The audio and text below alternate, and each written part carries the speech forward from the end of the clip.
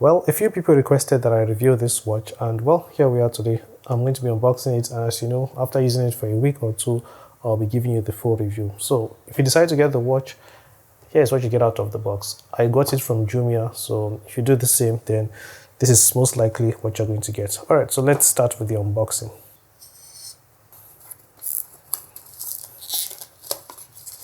Alright, so as you can see, this is the Infinix XWatch 3WE. It says beats on the go. I don't know what that means, but I will get to find out as I use the watch.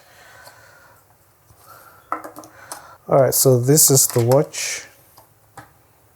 It has silicone straps and two of these strap holders, which is something I liked about the ITEL Smart, like Horizon smartwatch.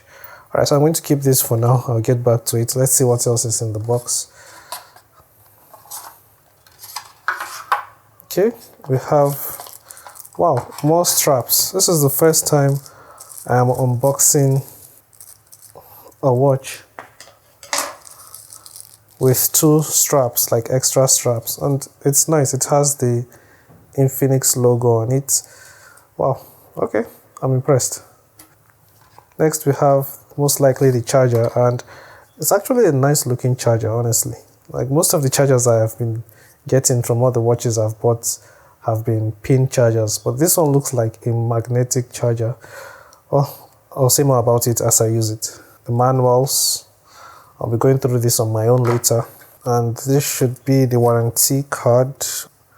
So yeah, that's basically what you get out of the box. Now, normally I don't turn on the devices I unbox, but in this video I'll be doing that. I don't know if I've done it before. If it will be able to turn on, because I don't know about the battery life. If I can turn it on, then I will. So for now, let's just remove this protective cover. And it has a really nice screen.